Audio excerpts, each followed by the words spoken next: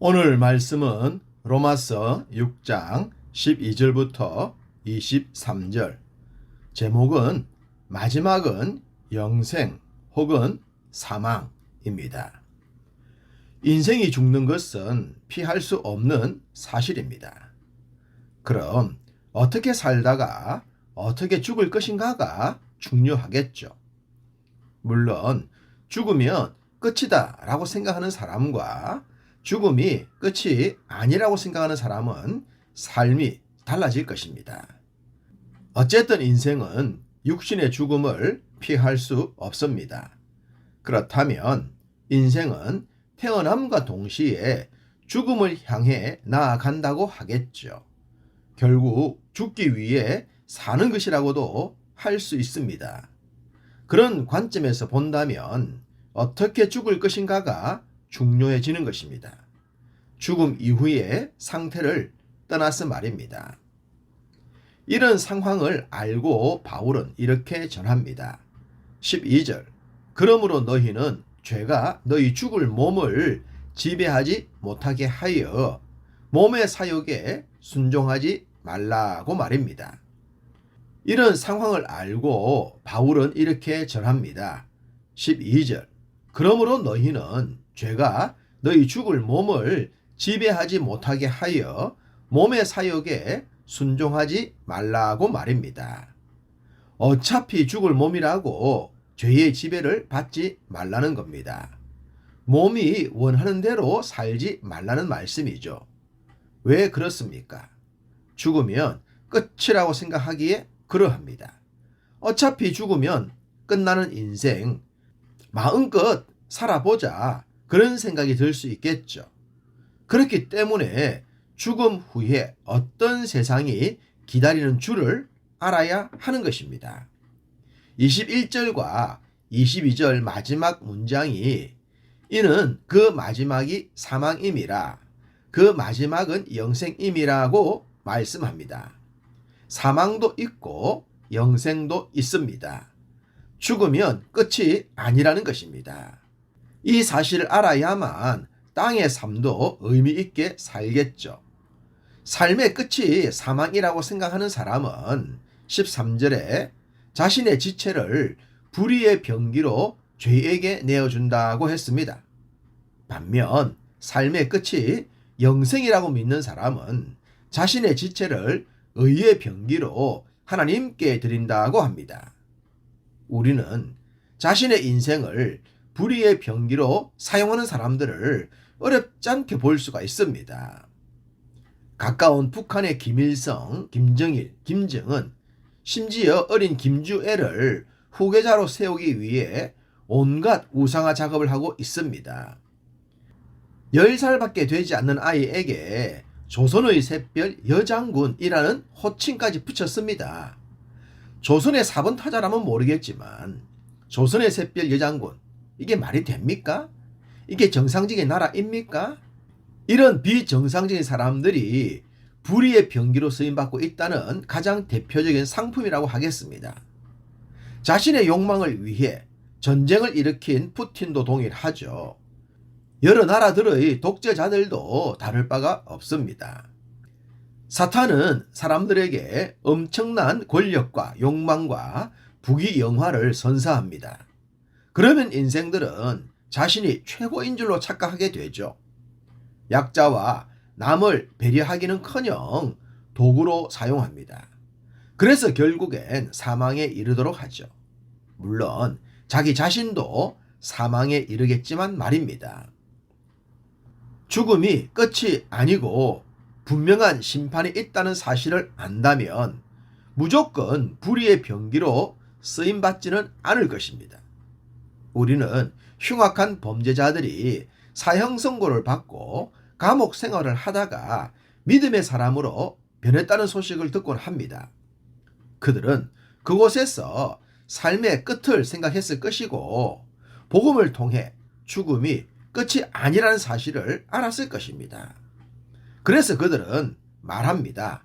일찍 이러한 사실을 알았더라면, 좀 더 빨리 복음을 만났더라면 자신과 같은 그런 삶을 살지 않았을 텐데 라고 말입니다. 반면 의의 병기로 자신을 하나님께 드리는 사람은 어떤 삶을 삽니까? 비록 눈에 띄는 대단한 삶을 살지 않더라도 사람들과 동행하는 삶을 살죠. 주님의 가르침을 따라 약자들과 동행하는 경우도 많습니다. 남들이 가지 않고 하지 않는 일들을 하기도 합니다. 뻔히 손해가 보이는 일을 하고 언제 열매가 맺힐지 기대할 수 없는 일들도 합니다. 22절에 거룩함에 이르는 열매를 맺었다고 했는데요. 이런 삶을 지향합니다. 죄송스럽게도 그렇지 못한 자들의 모습도 더러는 있겠지만 그런 자들은 너무 연약하기에 그러했을 겁니다. 정상적인 크리스찬이라면 거룩함에 이르는 열매를 위해 자신을 하나님께 의의 병기로 드리는 삶을 삽니다. 물론 완전하지는 않겠지만요. 사람은 어떤 삶을 살 것인지를 날마다 결단해야 합니다. 15절 그런즉 어찌하리요 우리가 법 아래에 있지 아니하고 은혜 아래에 있으니 죄를 지으리요 그럴 수 없느니라. 거듭난 성도들은 은혜 아래에 있는 자들입니다. 그렇지만 여전히 육신을 가지고 있기 때문에 죄에게 노출되어 있죠. 언제든지 죄를 지을 수 있는 존재라는 겁니다. 그러니 그런 것을 알고 어떻게 죄를 지으리요 그럴 수 없느니라 라는 고백을 매 순간 해야 하는 것입니다. 날마다 죽는다고 했던 바울의 고백처럼 말입니다. 사람에게 소속감은 아주 중요합니다. 그래서 출신 배경을 많이 따지죠. 어느 지역이냐, 어느 학교냐, 부모나 형제 중에 어떤 혈연적 관계가 있느냐 등등을 말입니다. 그래서 할 수만 있다면 줄대기를 합니다. 이러한 흐름을 영적인 것에도 적용을 해 봅시다. 우리가 어디에 속할 것인가, 누구의 지배를 받을 것인가, 그것도 결국은 소속감이겠죠. 16절 너희 자신을 종으로 내주어 누구에게 순종하든지 그 순종함을 받는 자의 종이 되는 줄을 너희가 알지 못하느냐. 혹은 죄의 종으로 사망에 이르고 혹은 순종의 종으로 의에 이르느니라. 누구에게 순종하느냐에 따라서 누구에게 소속되었는지를 알 수 있습니다. 죄에 속하여 죄의 지배를 받는 사람은 결국 죄의 종이 되어 사망에 이르는 것입니다. 죄의 싹은 결코 변개할 수 없는 사망이라는 겁니다. 우리는 육신으로 온 에덴 동산의 아담의 후손들입니다. 그래서 본래 죄의 종이었고 진노의 자식들이었습니다.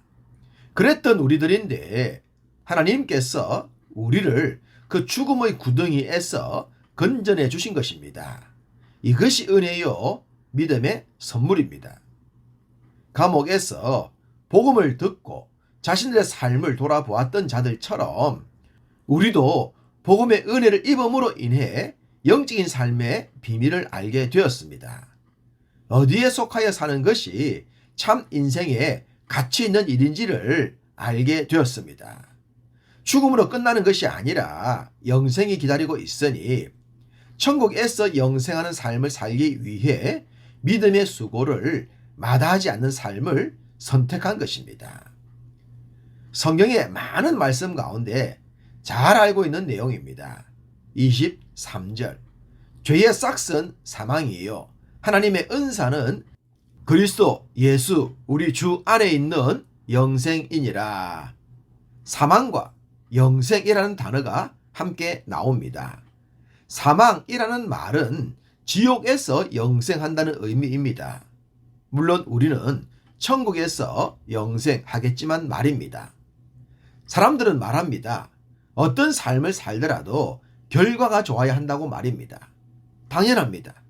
믿음의 생활도 그러해야 합니다. 비록 땅에서 많은 어려움과 힘듦을 겪더라도 결과가 영생이요, 축복이요, 아름다운 상급이라면 그런 삶을 살아야 하지 않겠습니까?